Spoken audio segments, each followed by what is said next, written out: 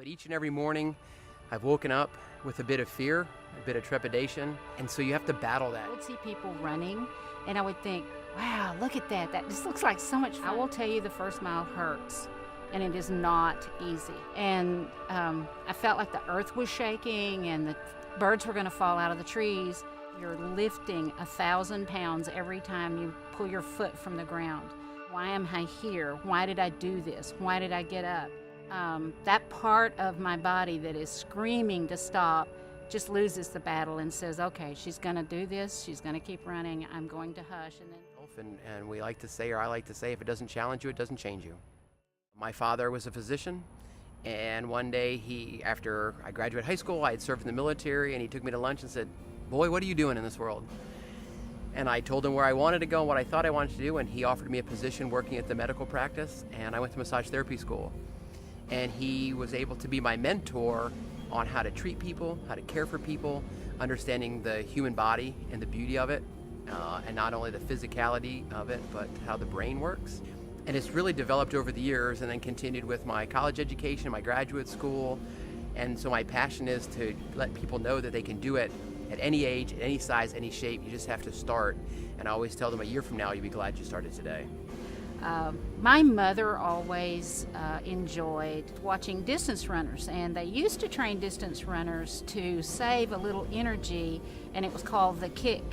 And my mother could get so excited watching that runner that was at the back of the pack, passing everybody in the last 200 meters to win the race. And one year in grade school, I got to be an alternate on the track team, the relay team, and I will remember her joy forever because she got to see me run.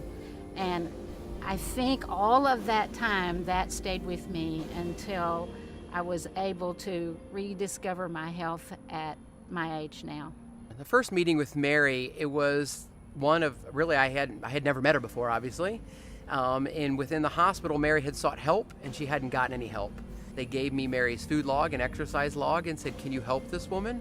And I had looked at it, and I said, of course I can help her. And I had just finished 2 courses to become a facilitator for 2 courses, one called Healthy Eating Every Day and one called Active Living Every Day. Both are based on longitudinal studies through the Cooper Clinic out of Dallas.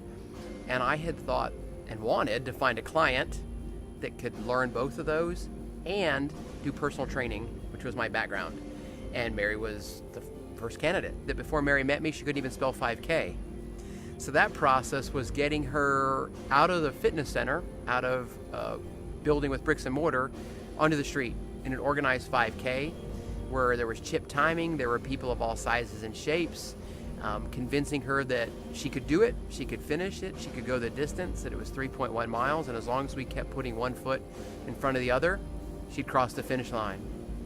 Yeah, Larry and Mary's energy was infectious. We first met at a birthday party that Larry threw for himself, and he was 19. I don't know what was so special about 19. That big East Texas drawl when they talk, which is endearing. That the young man that I was with was good friends with Larry. He felt sorry for Larry because Larry had just busted up with his fiancée, and I think that's what the whole party thing was about. But anyway, he said Larry's really lonely, and he would like to have a kiss. Either of them put their hand out and shook your hand. You're their friend. Giving Larry reaching up and tapping him on the shoulder and saying, do you want a kiss? And he said, sure. And they would be there for you. Everybody felt that. So watching Mary's physical changes and Larry's love of his wife. And I think that we fell in love then, and at first kiss. And enjoying her physical change and telling everybody, look at her legs or look at her shoulders or whatever it might be. If you talk about moving forward, 44 years we were together, Larry's saying always was, I would do it again in a heartbeat. One of the first things he wanted to do after remission was renew our vows. As a teacher and a coach and a trainer, it's my job to set reach goals, or at least challenge the client to do it, or challenge Mary to do it. The goals have to be very personal. It's just our job to put them out there like bait. Put in the training, whether it was 3 or 4 days a week of running and strength training and practice, so that you know you could do it, so you could convince Mary, that she could survive. Even though there's a little bit of fear and lots of trepidation, you could do it. So we went from 5K to a 10K with no bells and whistles, just on a local college campus, to doing a 10K with a couple thousand people in our local town, to reaching out to showing up in San Antonio with 15 to 25,000 people to do the half marathon.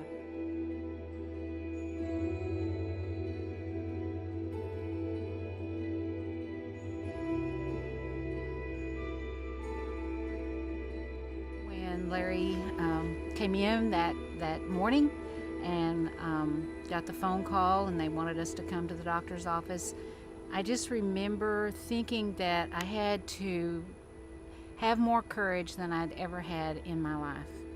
And that morning, Mary was writing an email to me about our training and our goals and our plans. And what turned out to me to be a half-written email, and it was a goodbye. And that's the way I took it, that she was trying to say, thank you so much, but we're done.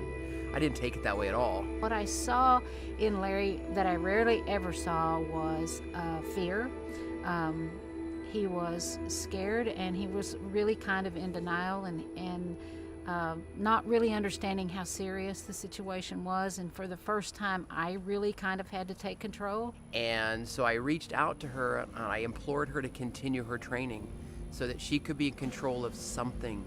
And when you're fighting cancer, it's going to control you and most of your awake hours. And even when he was in the hospital, he was just so proud, and he really took on her running for survival, and he lived through it. And he talked about Mary's running, her strength training, her coach, which was me, and it was very humbling to me, but it was like pay it forward. People watched it and they wanted to emulate it and do it and live life, even though he had a terrible disease. Larry had always been the one who was strong and took care of me, and for a brief period of time, I was able to take care of him.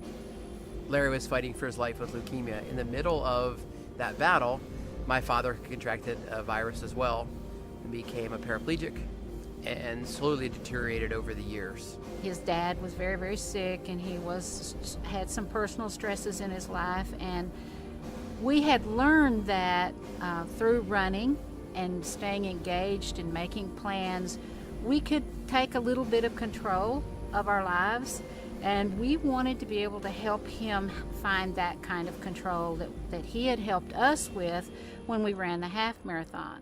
Larry and I kind of planned between us this little secret goal that we were going to help encourage Dane to get across the finish line and get his first full marathon. Just gave me added spark, I guess, motivation for Larry, who was struggling, and for my father, who could no longer walk, and for all those other people on earth that can't walk. And I may not be fast, but I still have 2 good legs and a good heart and good lungs and sheer determination. So there were times when it was hard and I would struggle, and I would think, well, my dad can't do it at all, so I want to do it for him.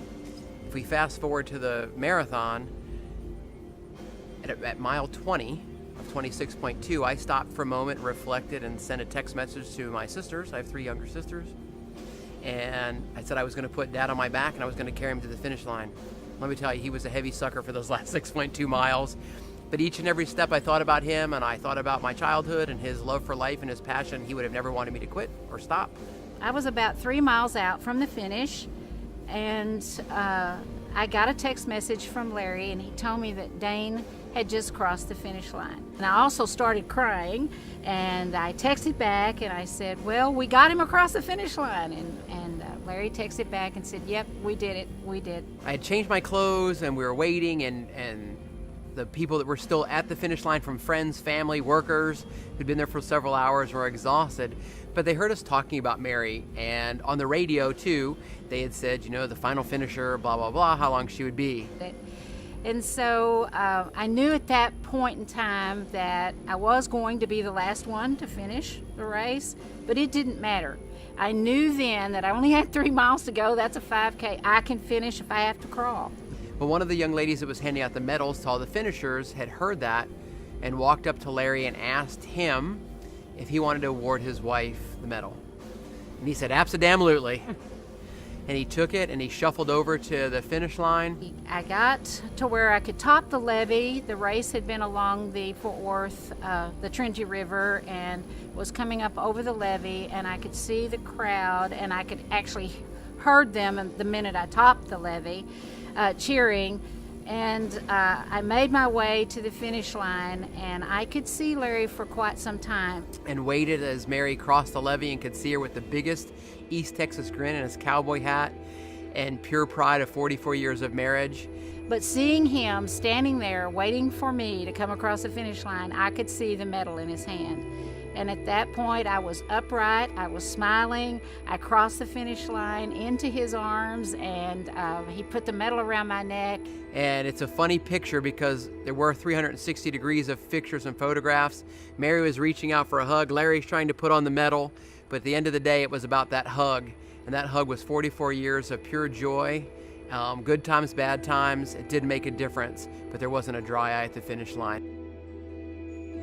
Well, after Larry gained a rest day, which is how we chose to say it, and he was gone, I went through a period of early depression or mourning, missing him, and I was trying to find focus in my life. And I remember Dane helping me do that, me asking him for help.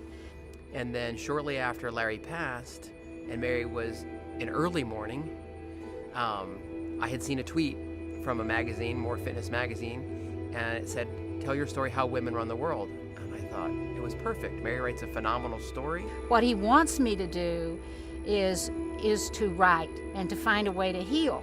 So I wrote my story, and I talked about how we used running to overcome medical chaos. And 6 days prior to the race in New York that I would have to attend if I was a winner, I was notified that I was one of the top 5 and that they wanted me to come to New York. I remember meeting Hoda Kotb, and that was a very exciting moment. But when she introduced me to the crowd, and 10,000 people cheered for me all at one time. And it was a transformational moment because I realized that my story did resonate with people, that it did make a difference, that I had a responsibility to tell my story. Then it really became transparent that it was something we needed to tell more of. So when you're a captured audience on that airplane for 2.5 or 3 hours, you start thinking what you can and can't do, and we knew we could do it. And then we talk about having tailgate dreams. So once we came home, we sat on the tailgate of the truck and we started dreaming up Dane Boyle Fitness, and here we are today. Probably find it a little hard to tell Dane this, but I could tell him I know why our paths crossed and why why he chose me to help. I actually remember standing on the patio one morning, and he and I had been working together for several months, but this was way before we knew anything about Larry, that he was going to be diagnosed with a terminal illness. And I was having my morning coffee, and I don't know if I was talking to God or my inner self or what, but I remember actually saying out loud, "Who is this guy, Dane Boyle, and why is he in my life?" And suddenly it was as if someone just said to me, like I just knew, call it premonition or whatever you want to call it, but I suddenly just knew he's in my life because he's going to prepare me to live my life without Larry. And that's why I know that we came together and why what we're doing is so important.